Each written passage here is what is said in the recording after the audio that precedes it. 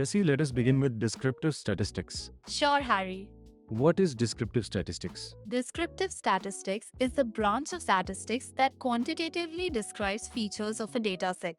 It encompasses measures of central tendency like mean, median, and mode, as well as measures of variability like range, variance, and standard deviation. It matters because it provides a concise summary of the data, making it easier to understand and communicate findings, such as summarizing customer data for marketing strategies. Key concepts here are descriptive statistics, data summarization. Explain the key concepts clearly and relate them to real-world applications. Common mistakes candidates make here are neglecting to mention data visualization methods. What is the difference between mean, median, and mode? The mean is the average value calculated by adding all numbers and dividing by the count. The median is the middle value when data is sorted. The mode is the most frequently occurring value. Understanding these differences is crucial when choosing which measure to use, particularly with skewed data, where the median provides a better central location than the mean. Key concepts here are mean, median, mode. Use examples to illustrate when each measure is most appropriate. Common mistakes candidates make here are confusing the definitions, especially of mean and median. What are measures of variability? Measures of variability include range, variance, and standard deviation. The range is the difference between the highest and lowest values. Variance quantifies the spread of the data points from the mean, while standard deviation is the square root of variance, providing a measure in the same unit as the data. They matter as they reveal how much data diverges from the average, important for risk assessment in finance or understanding population diversity. Key concepts here are range, variance, standard deviation. Explain their importance in the context of data analysis. Common mistakes candidates make here are forgetting to mention the importance of each measure. Why is data visualization important in descriptive statistics? Data visualization transforms numerical data into graphical formats, making complex relationships easier to understand. It helps identify patterns, trends, and outliers that raw data might hide. Visuals like histograms, box plots, and scatter plots allow stakeholders to draw insights quickly and accurately, facilitating better decision making in business or research settings. Effective visualization can make or break the communication of data findings. Key concepts here are data visualization, graphical representation, site-specific visual tools, and their usage. Common mistakes candidates make here are overlooking the role of visualization in data interpretation. What are outliers and how do they affect data analysis? Outliers are data points that differ significantly from other observations. They can arise due to variability in the data or may indicate measurement error.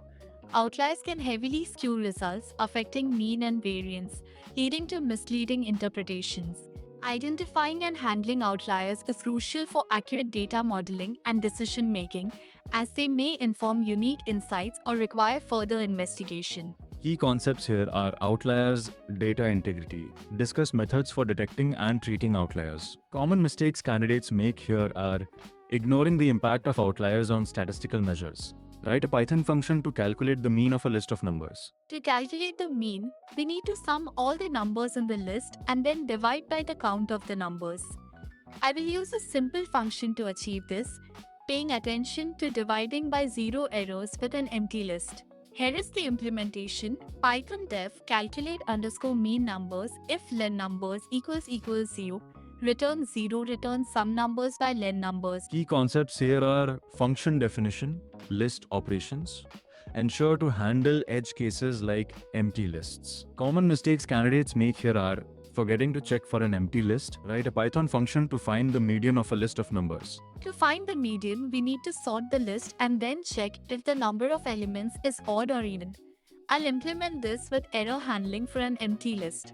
The following is the code: Python def calculate underscore media numbers if len numbers equals 0, return none sorted underscore nums equals sorted numbers mid equals len sorted underscore nums by 2 if len sorted underscore nums 2 equals 0, return sorted underscore nums mid 1 plus sorted underscore nums mid by 2 else return sorted underscore nums mid. Key concepts here are list sorting, median calculation, Handle both odd and even length lists correctly. Common mistakes candidates make here are not handling the case for an empty list. Write a Python function to calculate standard deviation. Standard deviation measures how spread out the numbers are.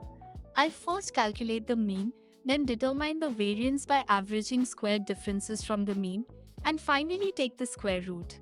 Here's the code: Python def calculate underscore standard underscore deviation numbers. If len numbers equals 0, return 0, mean equals calculate underscore mean numbers, variance equals sum x mean 2 for x in numbers by len numbers, return variance 0.5. Key concepts here are standard deviation, variance calculation.